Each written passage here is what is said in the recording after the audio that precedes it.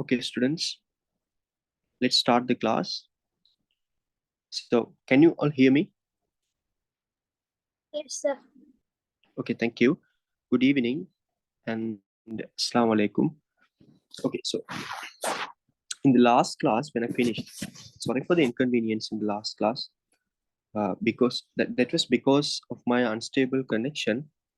So, I have made some steps to ensure that there is a stable connection this time. If any problem occurs, just let me know in the chat. Okay, so in this class, I would like to continue from where we stopped in the last class. So I was talking about how to study because before starting any class, I usually do that. Okay, so if we have a look at the process of someone becoming an expert or someone becoming good at something, it takes some time to become good at something, right? So that process needs a lot of practice. Okay, a lot of neuroscience researchers say that the practice will give you feedback, and that feedback will help you learn. Okay, so learning is not just reading something and absorbing something. Okay, you have to read, you have to absorb that into your brain, and you should be able to retrieve that. Okay, so if you cannot do this last step of retrieval, it will be a complete failure, because in the exam what you exactly do is taking the information back from your brain and putting it on your answer sheet, right? So that's what exactly you do. Nobody is going to open your brain and see how much you have studied. They are going to assess you based on, that may sound unfair, based on what you have written on your paper. So you should be able to put everything on your answer sheet. That is the ultimate job that you have to do. Okay, that is the ultimate thing that you have to accomplish. So to do that, you have to practice that retrieval several times. So how do you do that? For any subject this is applicable, you have to practice it again and again. You will leave mistakes, you will be correct sometimes. Both are equally beneficial. If you leave a mistake, you learn from the mistake. If you turn out to be successful, you again learn, because your brain secretes a lot of neurotransmitters such as dopamine. So that gives you a happy feeling, so that you learn. When you leave a mistake also, you learn, because you have left some mistake and it becomes some kind of a unforgettable thing to you. Okay, usually we don't forget our mistakes. Okay, so both ways you will get a feedback. It can be either correct or incorrect. From both you learn. Okay, when you do this again and again, you become an expert in that field. So different fields take different times to become an expert, but I would say, to become an expert in A level physics, what you have been given, which is 2.5 years, right? 2.5 years. If you start your A levels from your O level exams, after finishing your O level exams, you will have 2.5 years. That is completely adequate. All right, that is completely enough for your practice. Okay, so I will explain how you are going to study in our class. Okay, so I'm going to, so first I will tell who I am. Okay, otherwise you will not believe me. Okay, so it is better that I introduce myself to you. Okay, my name is Roshan Akhtar, you would know, and I have a YouTube channel called Society. You can watch a lot of motivational videos which are in Tamil actually. If you want, you can watch. Okay, so I have shared my experience of becoming successful in A levels. Okay, I'm successful in a way that I became uh, Island second in 2016 batch. Okay, so now I think you will listen to my words. Okay, so I'm telling so that you will listen to my words. So in my experience, if you learn physics using the following steps, you will become an expert in doing A-level physics, not other physics, just A-level. Okay. So first, you have to study the theory. That is something you would have done before coming to this revision class. Then you will do a lot of practice questions. Okay. Practice questions are the questions which are like this, for example. Okay, so they give you some data and it will, for example, give you U squared, V squared and A, and they will ask about S. So that is a typical example for a practice question. So you will do a lot of them so that you learn how to apply these equations. And you will never forget those equations after doing like 10, 20 practice questions. And the next step is going to be doing the past paper MCQs. Okay, I know that you all have the Pesuru MCQ books available. I think it's still available in the market. Okay, so there is a nice MCQ compilations by Pesuru publication. Okay, Pesuru publication. I'm going to use that in my classes because it is very nice. It's a very nice book, very helpful. So when you do past questions, you will come across a variety of ideas. So when you do each question, some new idea comes to your mind. Okay, so you have already studied the theory, but you will understand the theory in a different way when you do past paper MCQs, because past paper MCQs are unique. They will not be like your practice questions. If you take essays, yes, essays might look like your practice questions, but never the MCQs. MCQs, 1 or 2 MCQs will be there, but every MCQ is unique. You learn something from each MCQ when you do that. Okay, whatever it is, correct or incorrect, you will learn something. Okay, so we will do all the MCQs from, I think it's from 1992 in Pesuru Publications book. So we will do that. Okay, the final step will be doing some essays, that is just for the sake of the just for the sake of doing it. Okay, you can actually do this on your own, but I will help you with some of the essays. But still, I will not be discussing all the essays. You will have to do all of them by yourself before going to the exam. Okay, so try doing the past papers from 1992, like I'm going to do in this class, at least from 2000. All the essays from 2000 should have been completed by the time you go to the exam. Okay, and if you take past paper MCQs, it's not just about doing those MCQs correctly. Okay, if you study MCQs like that, you will become someone who remembers the MCQ. You will do it correctly when they give you when they give exactly the same MCQs that you have already done. But if you see some new MCQ, you won't be able to do. That is because you have memorized the answers for MCQs, you don't have the explanation.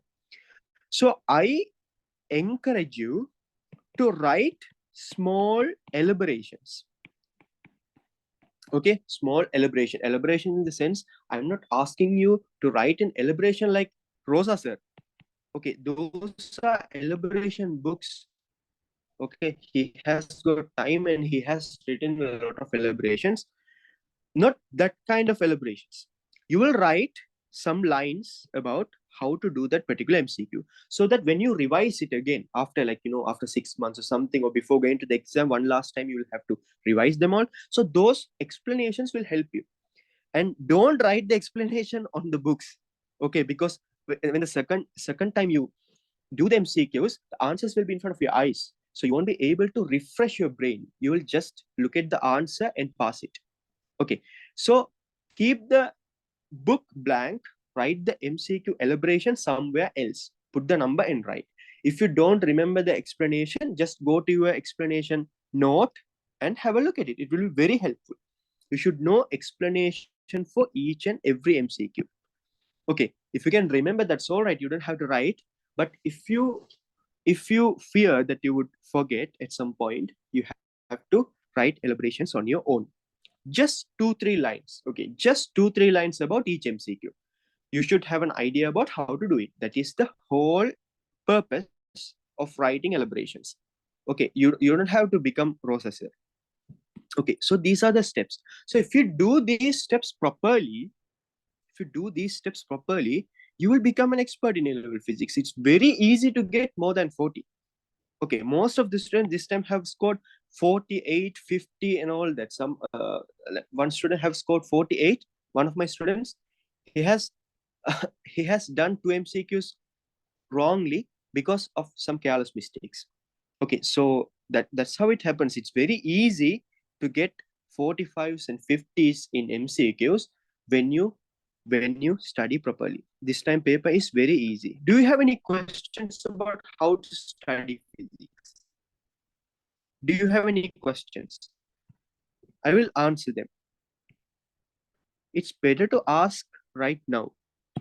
Okay, I see one question in the chat. Yeah, sir, but answers are not reliable in PESRU. Don't look at the answers. Go to the past papers, original past papers, so that you can find the correct answer, and I will tell you the correct answer because I have done most of those questions. So I know the correct answer for them. Okay, so yeah, review book in it, mistakes are less. Yeah, that's good. Aruna says MCQ classification review book. Yeah, that's all right. Whatever the book is, I'm going to use PESRU Publications book as a tool to discuss MCQs. We are not going to follow them blindly. We are going for the right answers.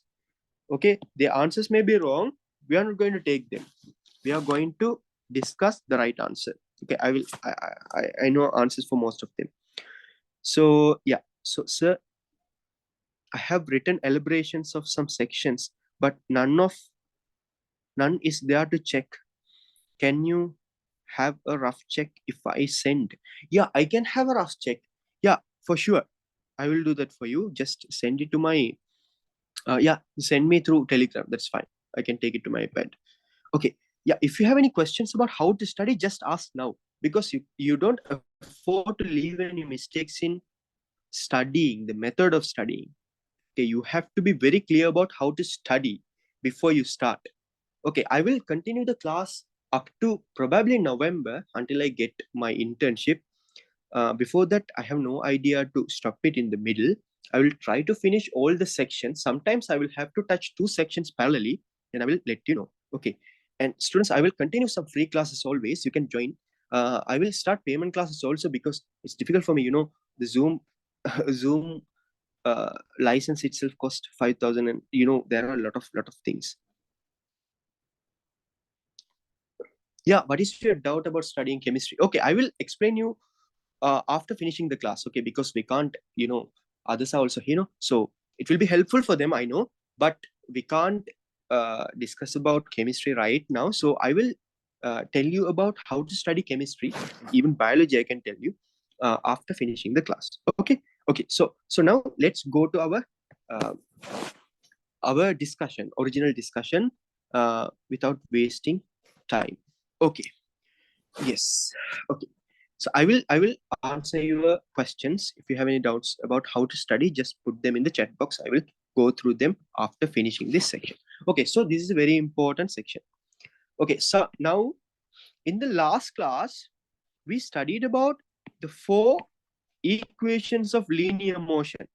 Okay, these equations are applicable only when the motion happens in a straight line. So that's what meant by linear motion, right? So equations of linear motion are applicable only when the motion happens in a straight line, and the acceleration should be a constant. Otherwise, you can't apply. If it is changing acceleration, you cannot apply these equations. So those are the 2 conditions to apply equations.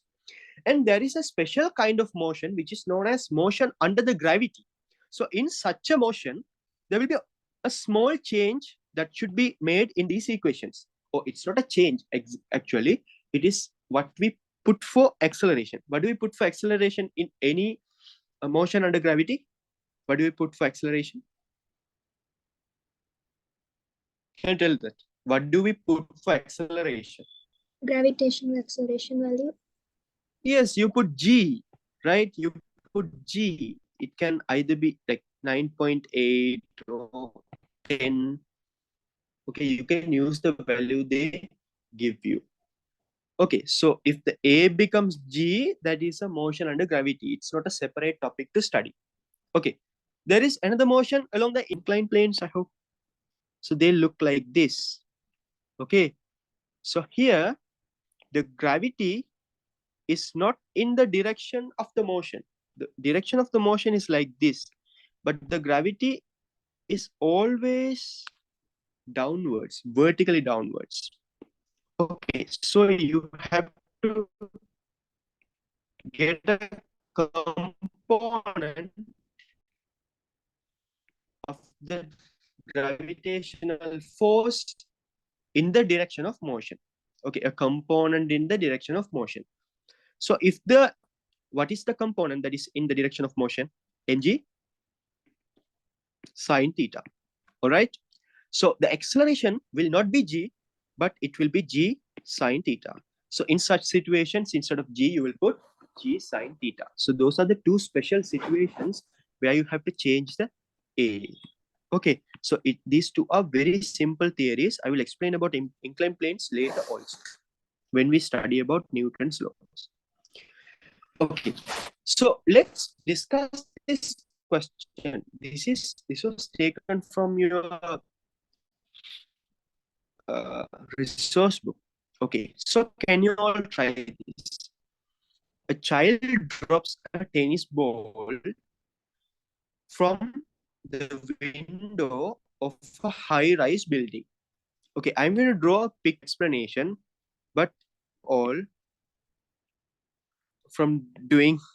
okay, because if you learn that habit, you'll be drawing diagram on your rough sheet in the final exam also, which will eventually, okay, eat your time. Okay, so don't do that.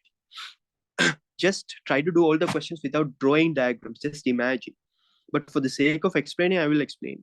I will draw. Okay, a child drops a tennis ball from the window of a high-rise building. It reaches the ground with a speed of 25 ms-1. The ball rebounds upwards with a speed of 16 meter-second -1. Okay, so what has happened? Why is it 25 and why is it 16 here? What has happened? I'm just asking simple. Yes, there is some energy loss during the collision with the ground, right? So it was released. Okay, drop means that you just put with the velocity 0. That is what the word drop means. You can throw it with the initial velocity, but here they just drop it. So the initial velocity is 0. When it reaches the ground, it hits the ground at 25 meter-second -1. And then it rises with it rebounds with the speed of 16 meter-second -1. So it's not 25 because it has lost some energy. If the air resistance is negligible, so it's always negligible in such questions in linear motion, and ball moves under gravity. So now you ask to determine the height of the child from the ground. Okay, can you do that? You can do all three, but I will discuss one by one. So now you can do the first one.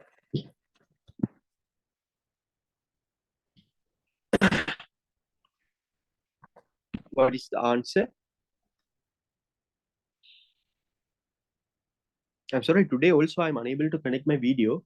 I will check I think I have to update Zoom something. Okay, so I think by this time you would have written the equation at least. Okay, so now the only data that they have given is the final velocity. Okay, in this motion, the final velocity is 25. All right, so you know the V. I'm just marking the data to explain explain. Don't do that in your exam.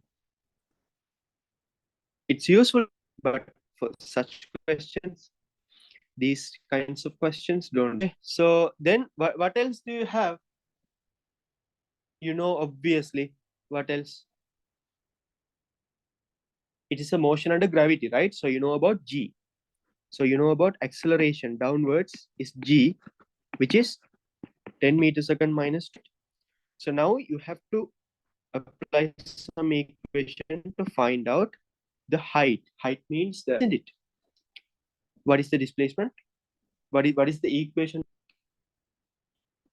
U is 0. Yeah. What is the equation? V square is equal to U square plus 2AS.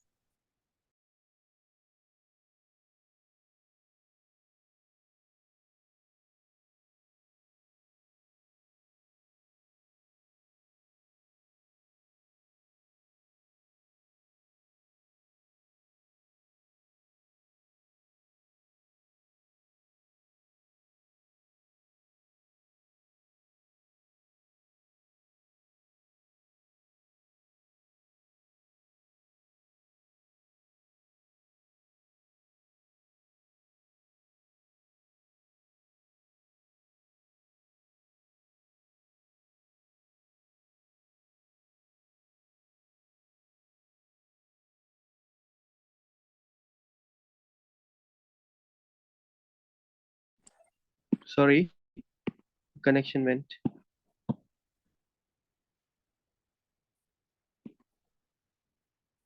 Okay.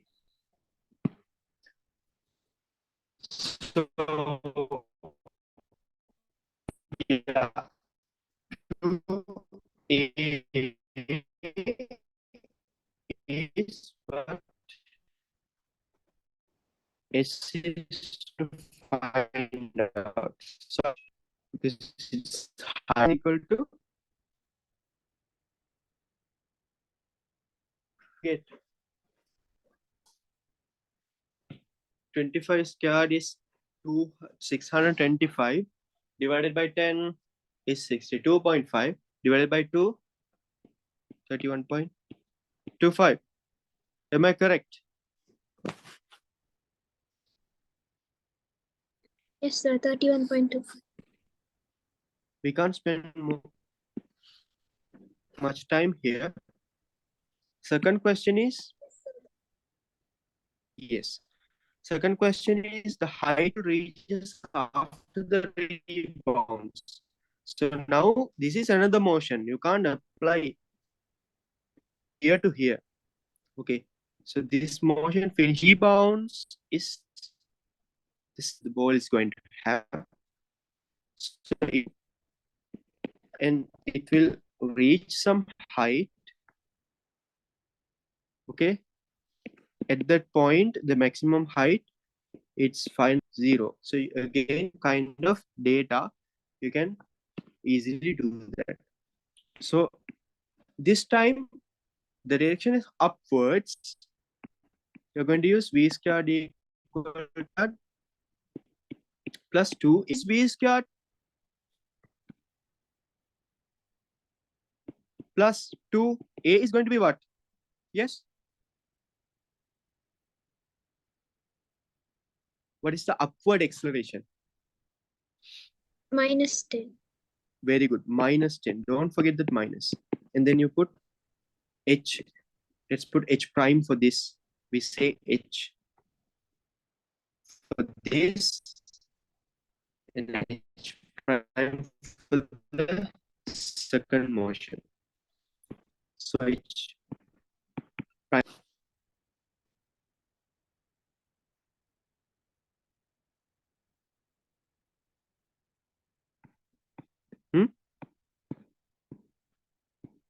Right? 12.8 meters. So now they ask about the total time of flight of the ball between first and second collisions with the ground. So this is the first collision. Second collision will happen when? It will go here and it will travel again to the ground. Right? Am I correct? So you go up come down. With what velocity?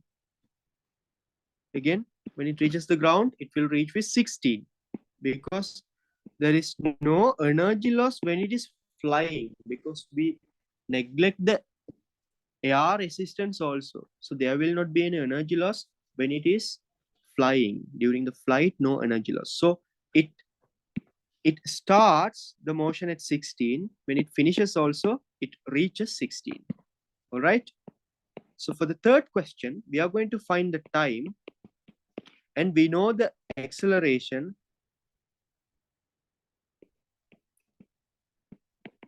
downwards. Then we know the initial velocity upwards 16. And we know the final velocity. What's that? Downwards 16. Okay. So what equation can you use here? S equals ut plus half at squared. You don't know about S, no? S is 0. S will be 0, right? Very good. So that is one. Yeah, that is one idea. Very good idea. So using this, can you do? We can do, right? Using this also, we can use V is equal to U plus AT. We have to select a direction. So let's use in this direction. So V final velocity is going to be in negative values, right? U is going to be in positive value 16. A is going to be minus 10, all right? Because upwards, T. So if you find out the time, what's the answer? 3.2. Yes. If you use upwards, S is equal to ut plus half AT squared, again an excellent idea. S is going to be 0 because it reaches the same level at the end of the motion. U is 16 multiplied by T plus half A is minus 10. Am I right? T square. You take this to this side, so minus becomes plus, and you have 5T square. And you take 16T to the other side also. 16T equal to 0, right? And then you take T, a common factor, 5T minus 16 equal to 0. So there are two possibilities. Either T is equal to 0 or 5T minus 16 is equal to 0. So these are the two possibilities. What is not possible? T cannot be 0, right? It should have a time duration. Time cannot be 0.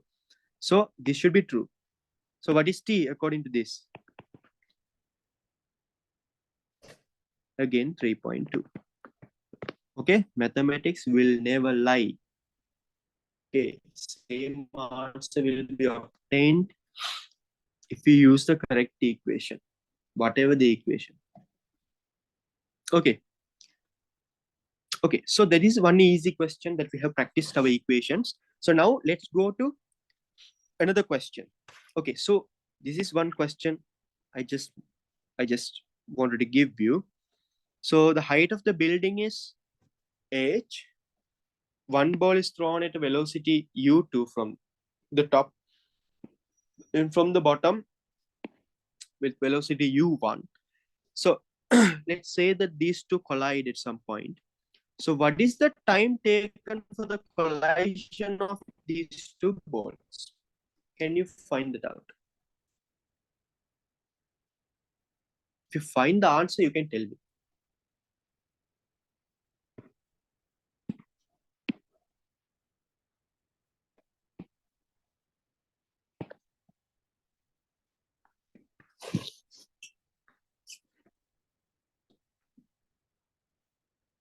Any quick answers?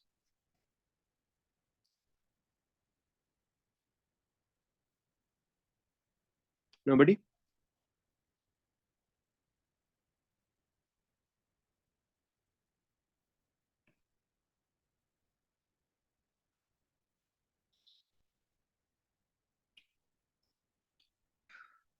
Okay. I am fond of asking students, okay, after calling them by name actually. Okay, Mariam, can you tell me what are what kind of method that you're going to use here? What is your plan? The time will be equal for both, the same for the both collisions. You can't be sure, right? Time might not be equal because two different velocities, right? Yeah. And they are going to travel two different distances. You're not sure. Yes. Yeah. What else? What else can you use? Always takes assumptions without predictions. Okay. Just Sir? assume that. Yes. Yeah. What's your idea? Can we use the displacement of one ball as x and the other one as h Yes. minus x? Yes. H minus x. So that is one good idea. So let's say that they collide at this point. I'm not going to draw the balls. So let's say the ball, let's name them, no? A. Let's say the ball A has traveled distance x. So the B would have traveled distance h minus x, right? So now you haven't assumed anything. You have taken two different distances because you don't know about it. So you won't be wrong if you select something like that. Okay, if you select the displacements like this, okay, you are safe. So now, how are you going to proceed? The person who started the answer, how are you going to proceed?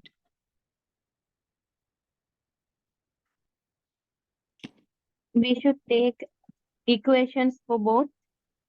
Yes. Okay, so for B and A, we can use equations. So in this question, we have no idea about the final velocities when they collide. We don't know what would be the velocity of B and what would be the velocity of A when they meet, right? We don't know. So we have to select an equation that doesn't have V, final velocity. What is the only equation that is available for us now? S is equal to ut plus half at square.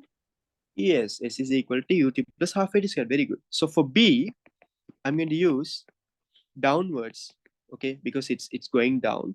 I'm going to use S is equal to ut plus half at square, right? So S is h minus x. Okay, x is something that we created.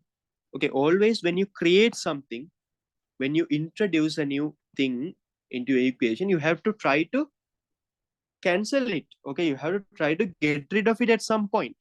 Okay, we are going to try to do that. Ut, what is u? U2 for B, t. The time taken for both balls are equal because they are thrown at the same time. So when they meet, it will be the same duration that they have traveled. Okay, plus half a t square. Okay, a is going to be g. I can substitute if I want to. That is equation 1.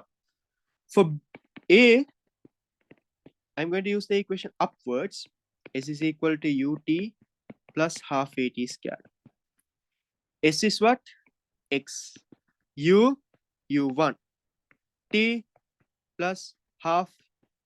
A is going to be minus g here because we are using upwards, multiplied by t square. Okay, if I write that again, I can write it like this after removing this annoying bracket. Okay, I'm going to put minus half gt squared. All right, because that minus will make whole component negative.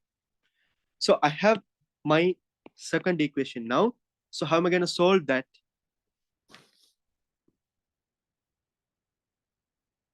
I have to get rid of x.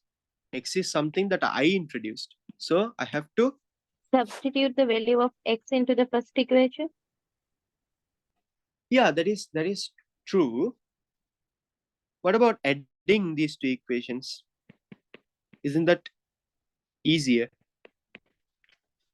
That's easy, right? So you have negative x, positive x. So those two cancel out. And here you have plus half gt squared. You have minus half gt squared. They two cancel out. Okay, if you substitute also, you will get the same end result. but I'm trying to, like, simplify. Okay, h. So if I add these two, I will only have h in the left side. In the right side, I will have u2t plus u1t, isn't it? These two components will cancel each other, and these two will cancel each other. So you have only h and these two left in the equation. Okay, it comes like this. And now if you take t as a subject, you get h is equal, t is equal to h by u1 plus u2. Isn't it simple? Is there any other way we can do this? You would have studied this when you studied the theory. Is there any other way? This is the answer. Is there any other way that you can, use this? Have you heard of relative motion?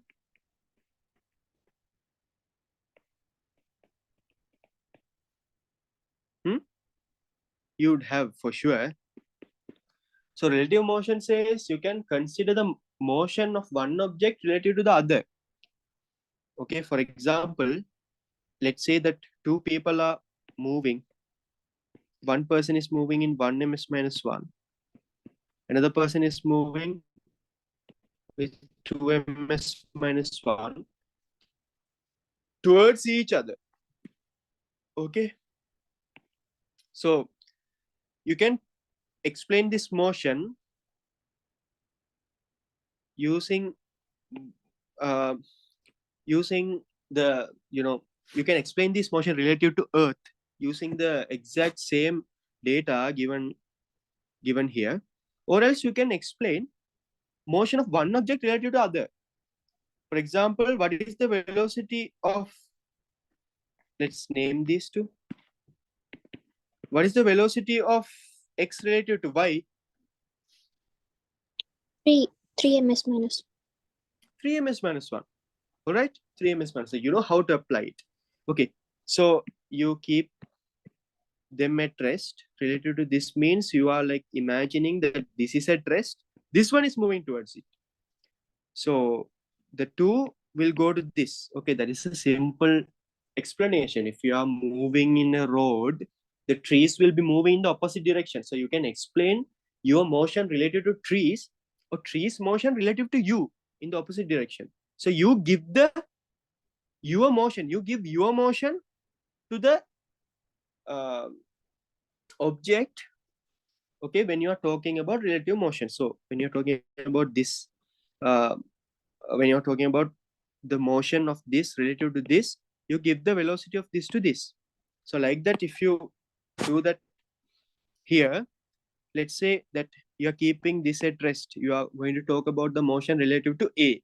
So you have to give this velocity u1 to B, and you have to consider relative acceleration.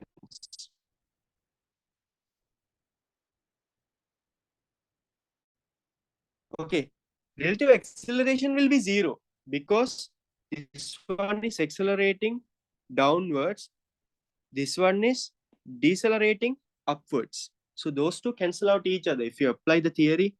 Okay, I will do that for you. So let's say acceleration of B relative to Earth minus acceleration of A relative to Earth. Okay, isn't that what studied? This is how we study, right? Some people will talk like this. They put a plus here, but they switch E and A. Okay, both are correct. You can put a plus here and you can switch these two. But nobody talks about the motion of Earth relative to object, right? So I always prefer talking about objects relative to Earth. So I put a minus here and put A's motion relative to E, Earth. Do you understand this? Do you understand? Yes, sir. Okay. So now what is the acceleration of acceleration of B relative to Earth? Downwards G, right? What is the acceleration of A relative to Earth? upwards, sorry, downwards g, that is also downwards g, right? Right? So downwards g minus downwards g, 0. Okay, both have acceleration in the same direction. Or else you can say A has minus g in the upward direction. Okay, that's crazy because you are like, you know, touching your nose by taking your hand around your nape. Okay, that is unnecessary. Minuses and switching the directions and all. You just put positive downwards. Okay.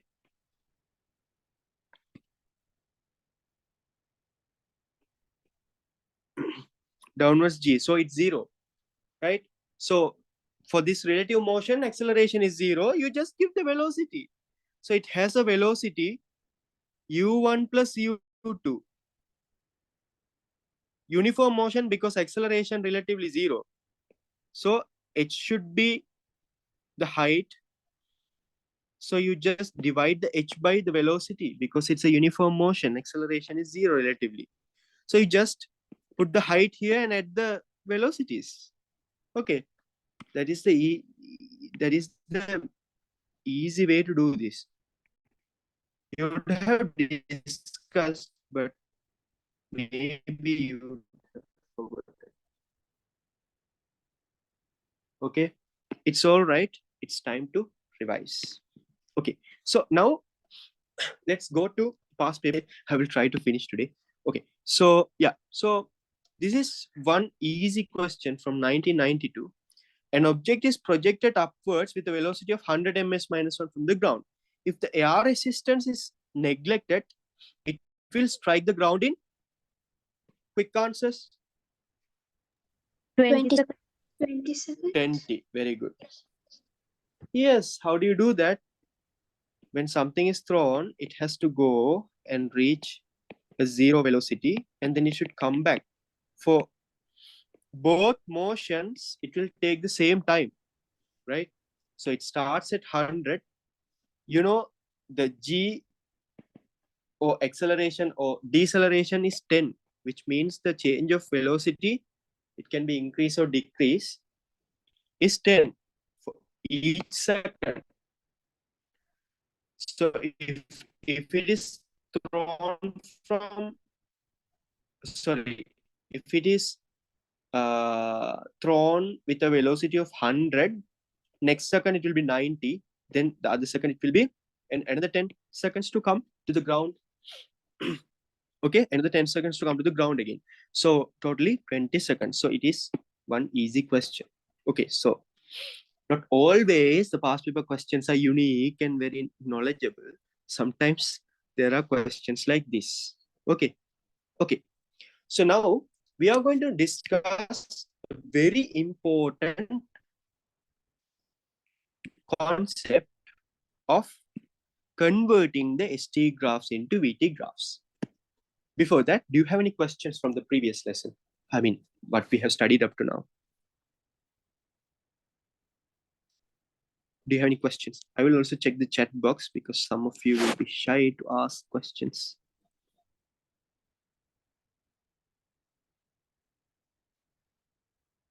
Okay, good. Somebody has put answer. Okay, very good. So it's always better to tell me, okay? Because I can't check the chat box all the time, right? And I don't see the messages coming when I'm sharing the screen. So just unmute yourselves and speak. Okay, so converting ST graphs to VT graph is very simple. You have to just understand that gradient of ST graph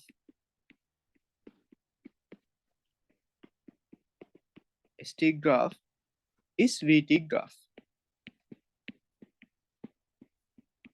Okay, gradient of ST graph is VT graph.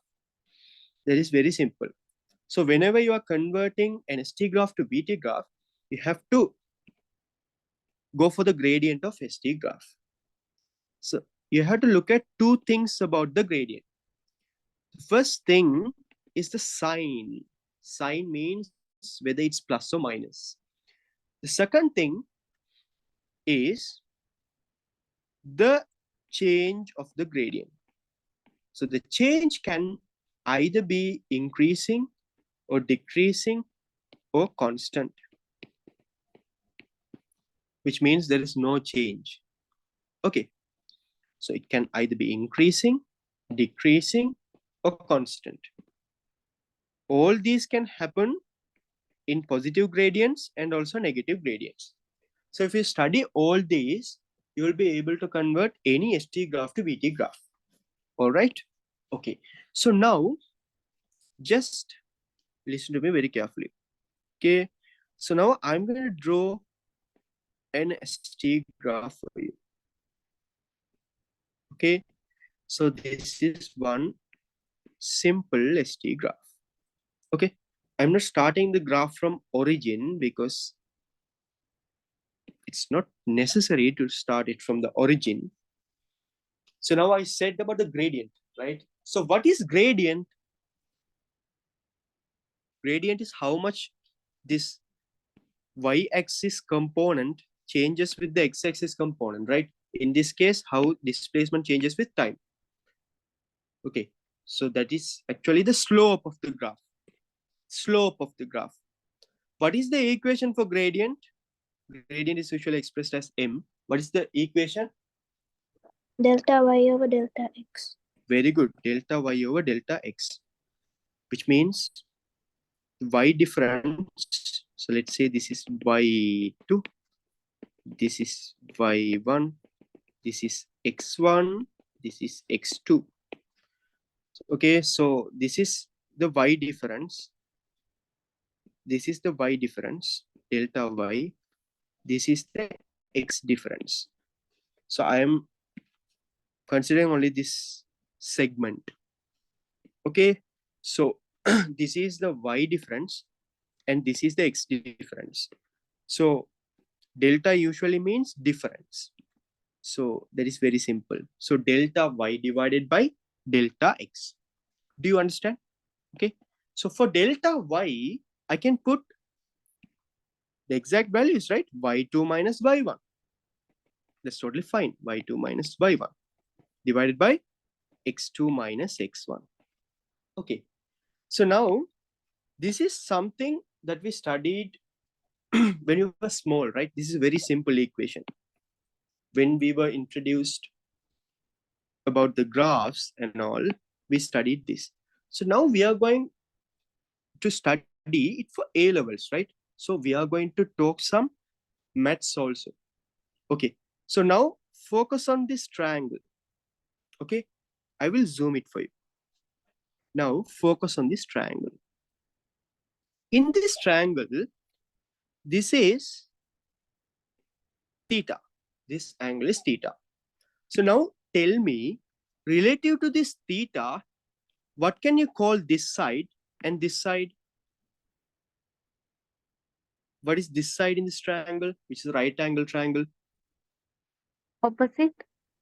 Very good. Opposite side, and this one is adjacent side. This is hypotenuse. That's not relevant. This is opposite side, and this is adjacent side. So this delta y is your opposite side.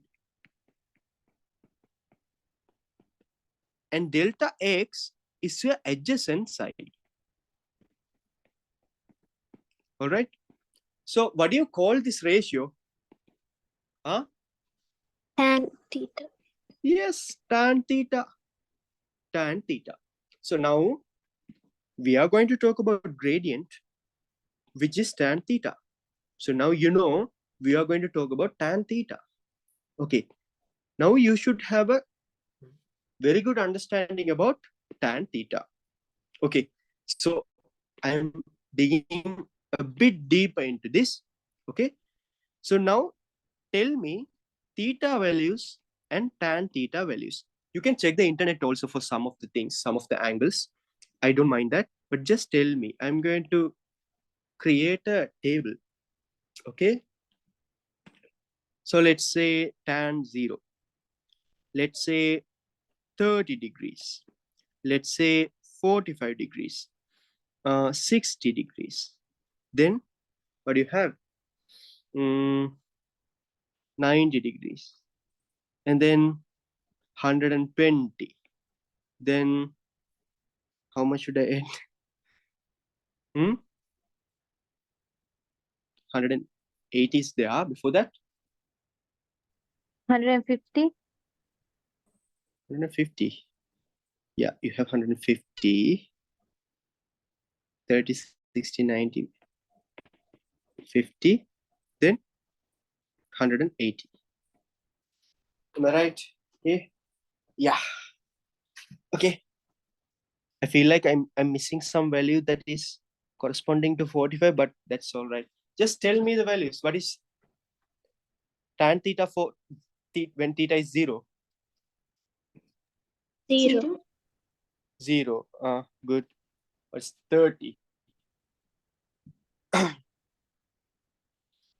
1 over root 3. Is it 1 over root 3? Yes, 1 over 3. What is 45? 1.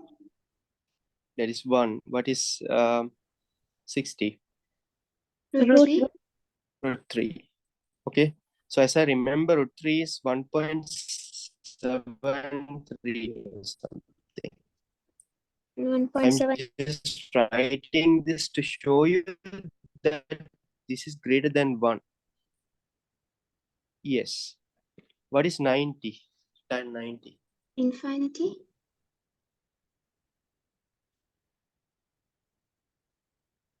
Yes. Infinity. Yeah. What is 120? Check the internet at this point. I think I should also check. Root 3. Negative value. What is the value? It will be similar to these. Yeah. What? Minus root 3. Yes. What is 150? 0. No. Minus 180. 1. 180 is 0. Yeah. What is 150? Minus 1 by root. Minus 1 by root 3. Right? So can you see this pattern? So you know that 90 is a unique, 90 carries a unique value. That is infinity. Infinity means it's very, very big. Okay. If you make an angle near 90, the opposite side is going to be like very big, right? So that's why it is infinity. Okay. And after 90, it is in negative values, right? So for all these, the angles are acute angles. You get a positive value. And in acute angles, when the theta increases like this 30, 45, 60, the tan theta also increases, right? Theta increases, the tan theta also increases. It is 0, then it is 1 by 1 root 3, and then it is 1, then it is 1.73. So it's increasing with theta. But when you look at this, okay, don't worry about 90, that is infinity. When you look at this, what do you call these angles? Obtuse. Okay, more than 90. Then your tan theta value is going to be negative. What happens when theta increases to the tan theta value? Decreases. In minus. Increases. Increases? It becomes 0 at the end. No? Yeah. Mm. Don't worry about the sign. In negative values, it is decreasing, right? Yeah. This is 1.73. And there will be 1 somewhere here. Okay. I think there should be 135 or something. And here it is less than 1 because you're dividing something. Sorry, you're dividing 1 with root 3. So it should be less than 1. This is more than 1. So it's decreasing, right? Finally, it becomes 0. Okay, finally it becomes 0. So when it is obtuse angles, the tan theta is negative, and when theta increases, the tan theta value, forget about plus minus, the value decreases. All right. So this is the way to look at the tan theta, which in turn talk about gradient. Okay. So now I'm going to give you some examples. Okay. So let's go to this first example. A very simple example. Okay. Okay. So let me draw a template for our graphs. So I will have this as a template for our graph. Okay. I will have this, excuse me. Oh goodness, duplicate. Okay. So I'm going to put S, T, and it's going to be V, T. All right. Okay. So now I will keep this copied so that we can use later. Okay. So now, what do you think about this graph? Very simple. Example graph that explains. What about the sign? We are going to sign and the change. What about the sign? Gradients.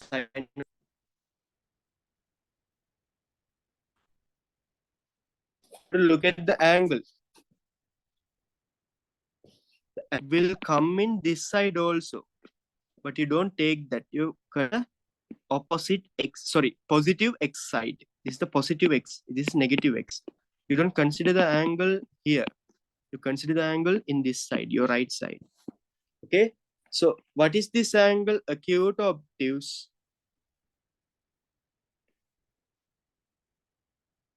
Huh? Come Acute. on.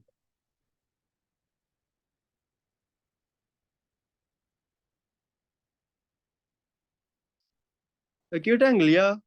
So what is the sign? Positive or negative? Positive. Positive.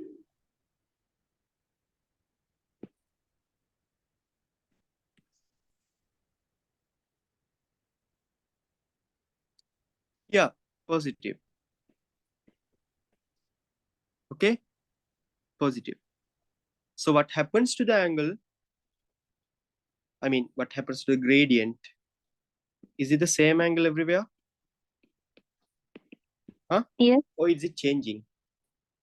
It is same, Same. right? So it's a constant gradient. Yeah, it's a constant. So listen to me carefully. Positive gradient, constant, means positive velocity, constant. Positive velocity, constant. Positive velocity, constant. This is how you draw. All right. Now tell me, what about this one? What is the sign? What is the sign? What kind of angle is this? Negative. Yes. It's obtuse, right? You call that angle obtuse, right? So do we always draw the angle to the right side? Am I right?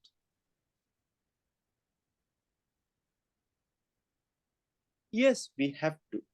Always. Always to the right side. Positive. I'm starting to doubt my grade 9 knowledge. Huh? Acute, obtuse, right? Is there anything Yes. else? Yes, right? Yeah, okay. So it is negative. Okay, yes. So what happens to the angle? What happens to the gradient? In other words, Constant. it's constant. Always, if it is a straight line, okay, these are going to be two corresponding angles, right? These are corresponding angles. If you take this line crossing two parallels, so it's corresponding angles, they're going to be equal, right? So for any straight line, the gradient is constant. So here it's negative constant. All right, students. So now negative, listen to me carefully, negative constant gradient, which means negative constant velocity. So you draw in the negative side, constant. Is it difficult? It's not difficult at all, right? Okay, let me add a page. Okay, so now we are going for some seemingly complicated stuff. Okay, but they are easy. Okay. Right. So what do you think about this one? Tell me the sign. Is it plus or minus gradient? Plus. Yes, plus. So if we have a look at it, this is acute angle, right? Less than 90. This is less than 90. Always it was less than 90, right? It didn't go to 90. What happens to the angle? Increases. So angle increases. So positive gradient, all right? Positive gradient, because the angle is acute. And angle is increasing, which means in your tan chart, you can see when the angle is increasing, the tan theta increases, which means the gradient increases. So here positive gradient increases. Okay. So positive gradient increases means positive velocity increases. So you draw like this. Don't ask me why didn't I draw it from the origin or something like that. That's not necessary.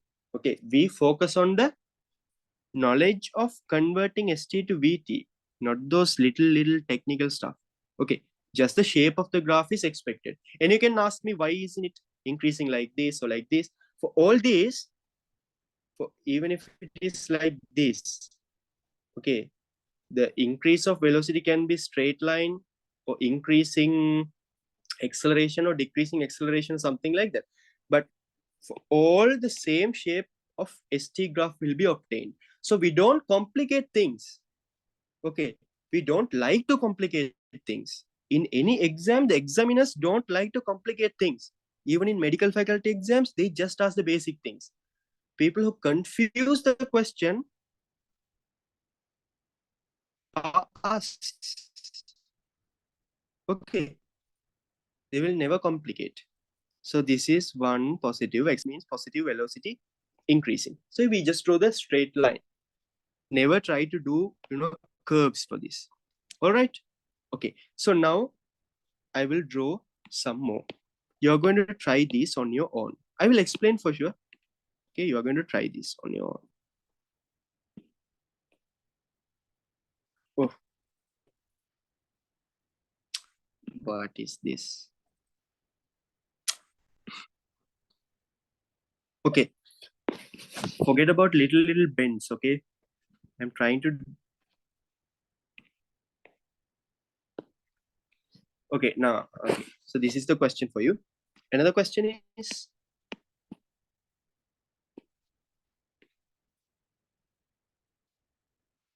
try to do these two. Let's see. You have to think and do. It may be correct or incorrect, you learn.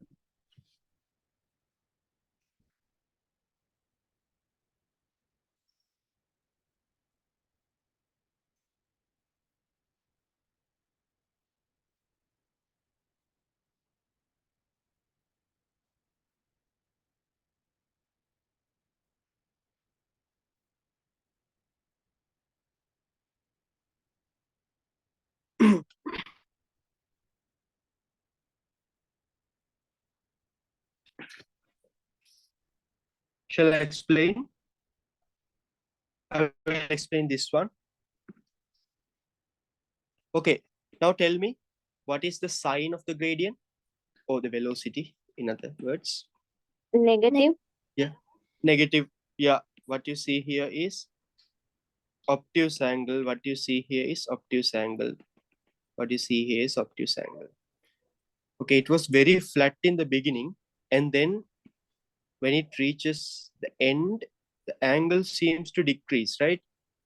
So here, negative gradient, but the angle is decreasing. So what will happen to tan theta? Come on.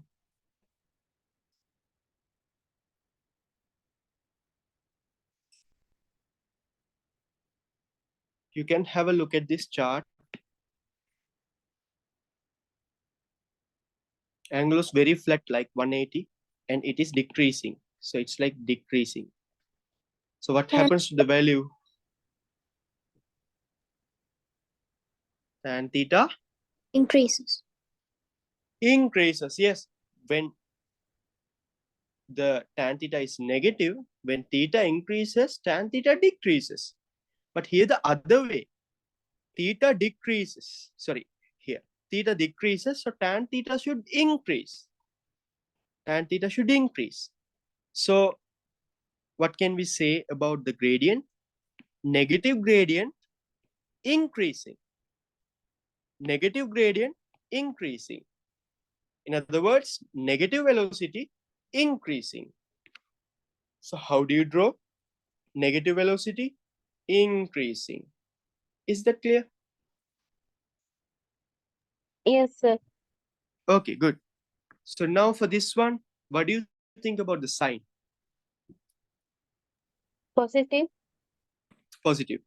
Yeah, so here you see acute angles, right? What happens to the angle? Positive. What happens to theta? Decreasing. Yeah, it is decreasing. Can you see it is decreasing, and finally I think it goes flat, which means it's zero. Okay, I'm not showing that flat part. Okay, because two students will be fight. Okay, it goes to zero. No, it doesn't go to zero. So to avoid such fights, we don't draw the last part parallel to the x-axis. Okay, like flat. We just stop here. So we just know that this is positive and decreasing. When theta decreases in positive values, what happens to tan theta?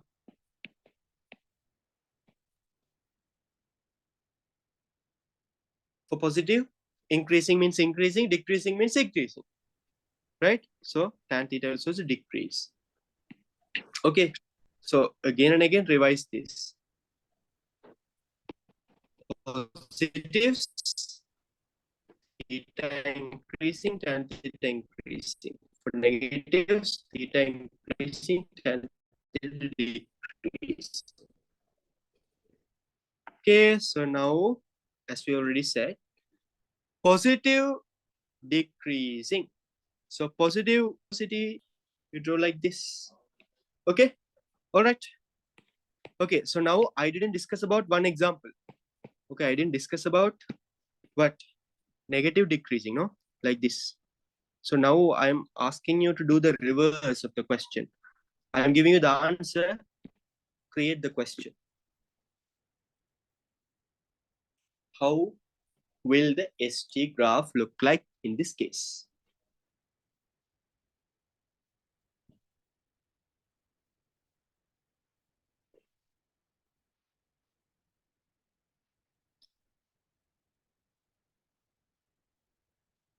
Yes?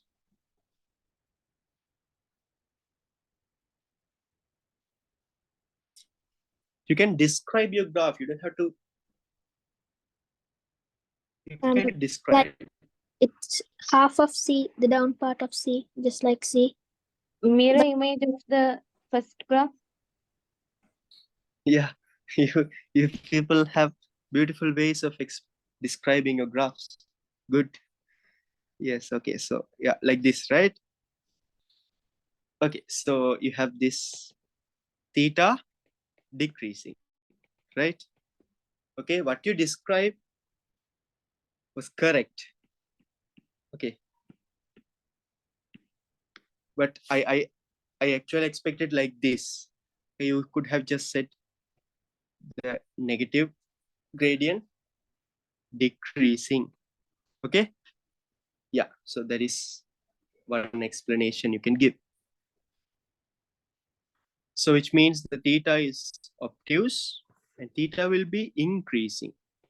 Okay, you can see it is getting wider and wider, and finally it will be like 120.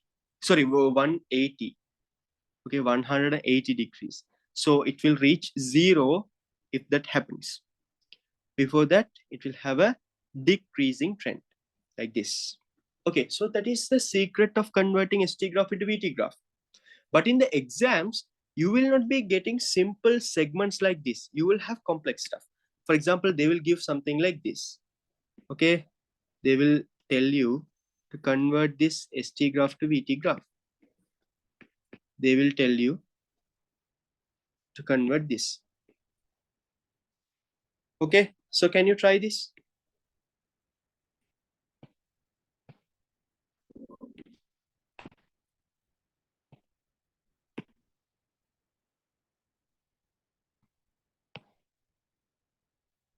Yes.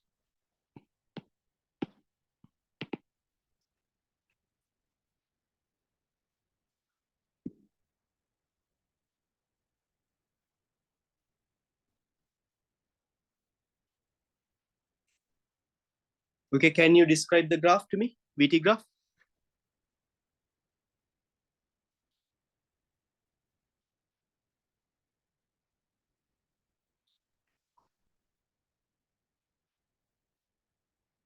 Yes. A straight line starting from the negative region, increasing up to the Hmm. positive. Okay. Yeah. Yeah. I think I know what you think. Okay, your answer is correct. Okay. Yes. Okay, so let's try to explain. So it has two segments. First part is like this. The second part is like this. Okay, in the first part, you see a obtuse angle increasing and becoming 180. So it's negative, decreasing, reaching the 0. So in this case, you have to touch the 0 point. Otherwise, it's wrong because there is so obvious flat part. Okay, if you see any part where the graph is parallel to the x-axis, there the gradient is 0. So you have to touch the 0 in the VT graph, otherwise your answer will be wrong. So here it is a must. So you start from here and you go like this. Okay. And then it is acute angle. It seems like increase due to the problem with my pen, but it is increasing. So increasing. So you just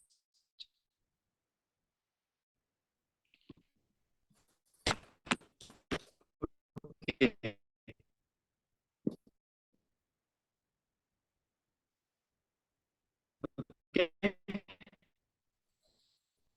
So when it comes to use standard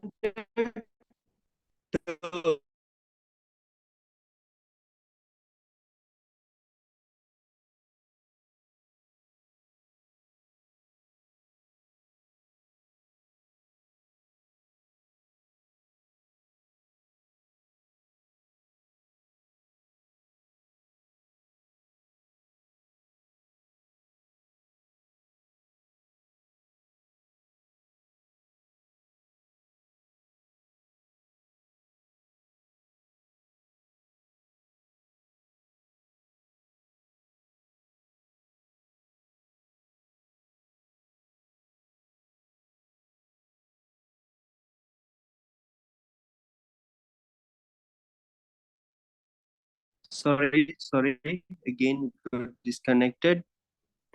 So can you tell me where I stopped? Hello, where did I stop?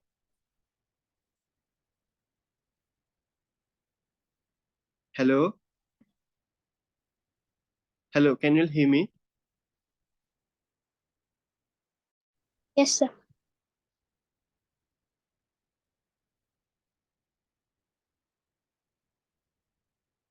So where did I stop?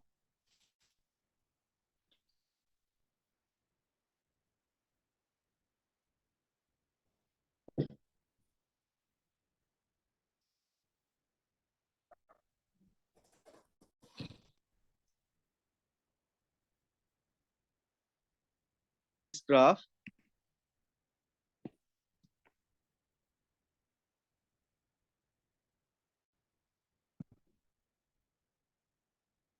Huh?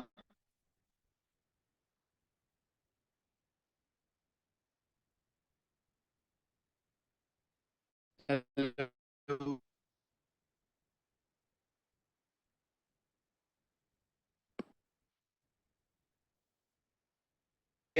Decreasing. So you know for okay, whenever the angle should be either zero. So it is, sorry, zero gradient for sure.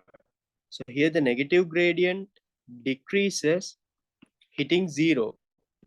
So you draw like this. You can touch the y-axis if you want a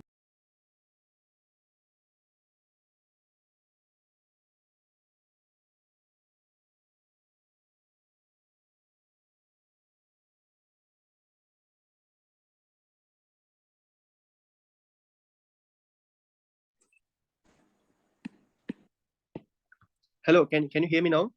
Sorry, very sorry. I don't know what's wrong with this Wi-Fi connection. Yes. Students, where did I stop? We can Where touch. did I stop this time? We can touch the zero of the city graph since it's parallel the down part. Yes, we have to.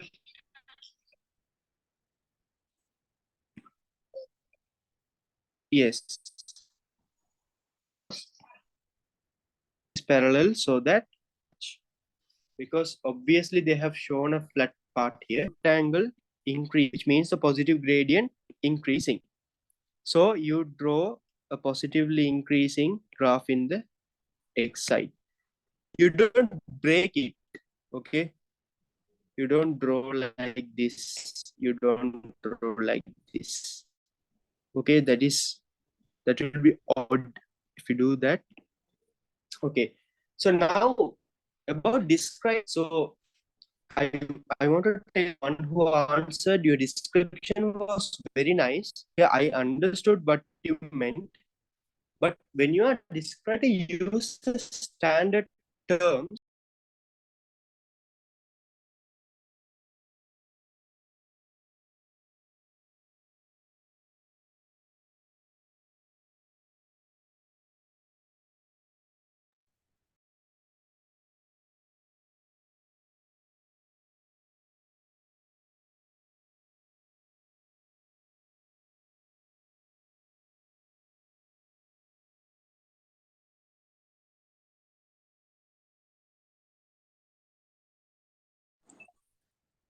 Okay, really sorry. It's for the third time.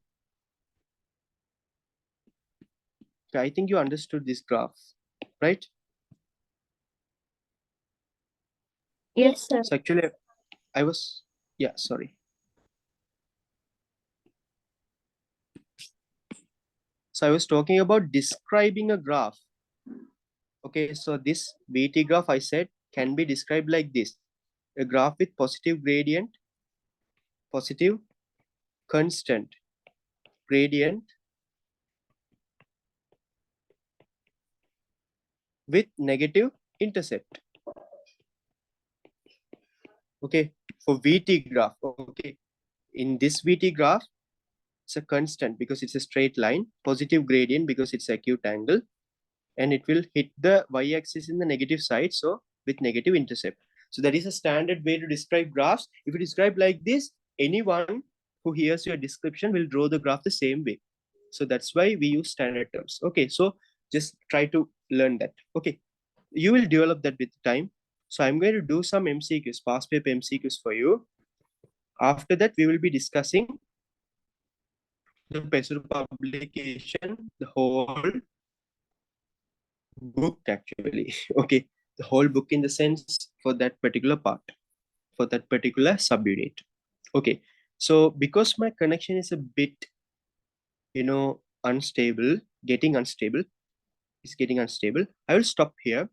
We will study the rest in the next class. Okay, so I will do a next small class to explain you some MCQs, and after that you will have to do the PESUR book and come, or whatever the past paper compilation and come. We will discuss those. Okay, so do you have any doubts? You asked some doubts about studying. No, what is your doubt about chemistry? Somebody asked. Who asked?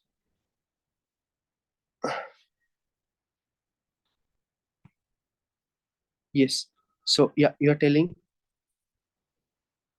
how to manage both theory and practice, because we have started organics also. I will stop the recording at this point.